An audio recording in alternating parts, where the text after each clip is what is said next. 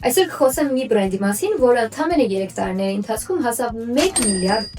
գնահատման։ Այն գնել է Elf Beauty ընկերությունը, իսկ Sephora-ը սա Հյուսիսային Ամերիկայի պատմության մեջ ամենամասշտաբային մեկնարկն էր։ Եվ այդ բրենդը Hailey Bieber-ի Rhode-ն է։ Ինչպես նրանց դա հաջողվեց։ Սա պարզապես կլասիկ աստղը կոսմետիկայի վաճառում չէր։ Ես առանձնացրել եմ 5 կոնկրետ մարքեթինգային հնարք, որոնք Rhode-ը դարձրել են ճանաչելի։ Ամենալավն այն է, որ այս տեխնիկաները կարող եք օգտագործել յուրաքանչյուր բիզնեսում, եթե անգամ չունեք միլիարդներ։ Սկսեմ ամենահամեղից։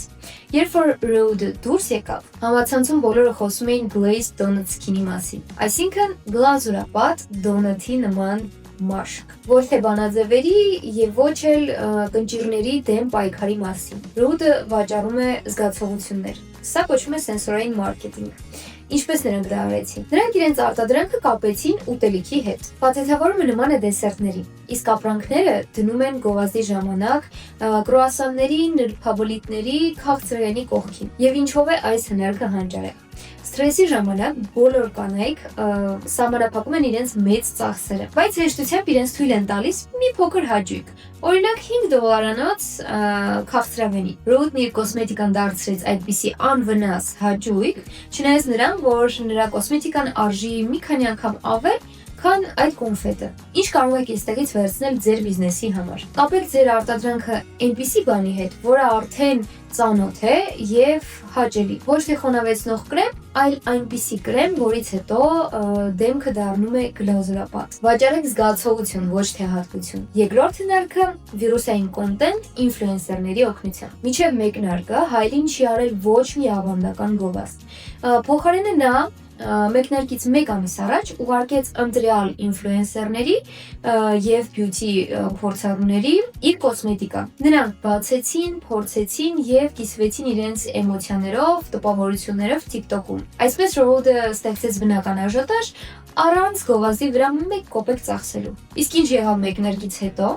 Hailey սկսեց Rhode Lips Challenge-ը։ Նրանք Get Ready With Me տեսքով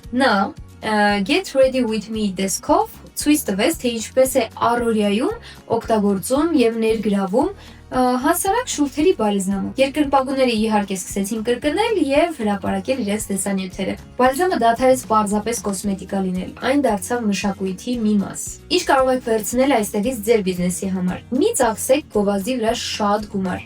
Ավելի լավ է այդ ապրանքը ապրանքանիշը տաք նրանց, ովքեր ստեղծում են թրենդեր։ Նույնիսկ եթե նրանք ունեն ընդամենը 1000 հետևորդ, եթե նրանք անկեղծ են, ապա նրանց առաջարկությունը կաշխատի ավելի լավ, քան յուրաքանչյուր պոստեր։ Երրորդ հնարքը աժոտաժը որպես բիզնես ռազմավարություն։ Երբ նրանք մեկնարկեցին ընդամենը 3 ապրանքանիշով եւ սահմանափակ քանակով։ Ընդամենը մի քանի օրով վաճառեցին բոլորը։ Սպասման ցուցակում կար 440,000 մարդ եւ նրանք նույնիսկ ովքեր չհասցրեցին գնել, ուղակի երազում էին այդ բրենդի մասին։ Rhode-ը 1 ամիս առաջ չի բացում նախնական պատվերները։ Հայտարարում են ճիշտ ժամը եւ քանակը։ Միացնում են մնացորդի հաշվիչը եւ սպասման ցուցակը։ Եվ այստեղ գնորդները սկսում են մրցավազ, հասցնել, ձեռք բերել, չկորցնել հանկարծ։ Արհեստական դեֆիցիտը դառնում է վաճառքների խթան, այլ ոչ թե խնդիր։ Այստեղից ձեզ կարող եմ խորհուրդ տալ, որ չվախենաք փոքր տպաքանակներից եւ փակ հասանելիությունից։ Փակ ակումբը, սահմանափակ շարքը մի քանի անգամ ավելի է բարձրացնում արժեքը, քանի որ մարդիկ ուզում են այն, ինչ հասանելի չէ բոլորին։ Չորրորդ հնարքը՝ ինչպես ճիշտ օգտագործել հայտիների ռեսուրսը։ 2026 թվականի ապրիլին Rhode-ը թողարկեց լիմիտացված կոլեկցիա Justin Bieber-ի հետ։ Պատճեր սնկերի,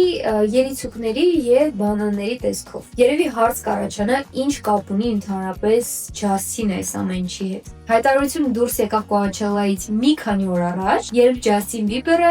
վերադառնում էր բեմ 4 տարի լռությունից հետո։ Սա կոչվում է ինֆոպովոդ։ Նրա վերադարձի շուրջ պատտվող աժոտաժը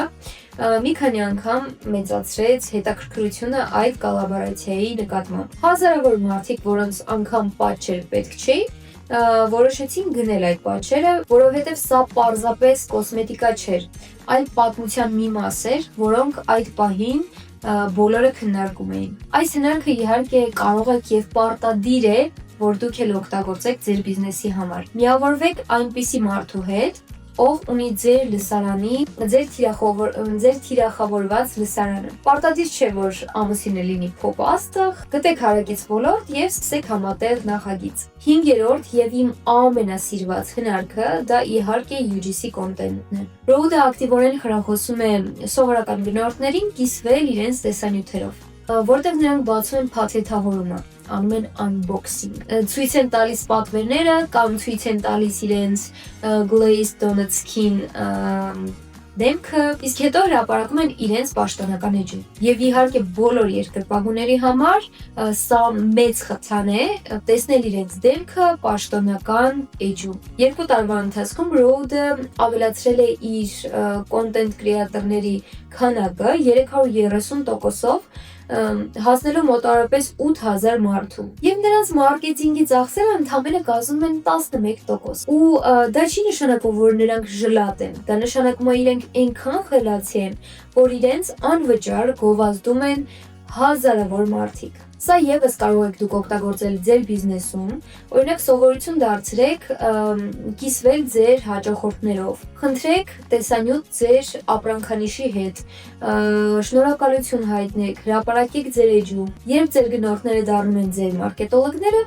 դուք ստանում եք անվերջ անվճար տրաֆիկ։ Եվ վերջում եկեք ամփոփենք Rode-ի 5 հանճարեղ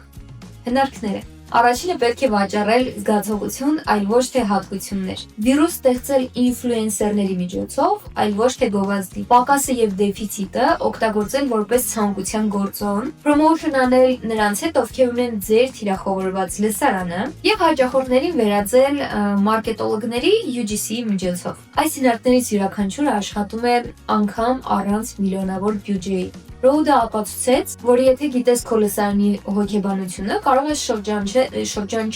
շրջանչել յուրաքանչյուր կորպորացիա։ Եթե իմ այսօրվա թեման բարձրացրած ձեզ համար հետաքրքիր էր, օգտակար էր, ապա во-первых մի մոռացեք դնել լայք եւ բաժանորդագրվել իմ էջին, որպեսզի շուշուտ տեսնեք այսպիսի վիդեոներ։ Եվ իհարկե ինձ շատ հետաքրքիր է ձեր կարծիքը Rode-ի վարած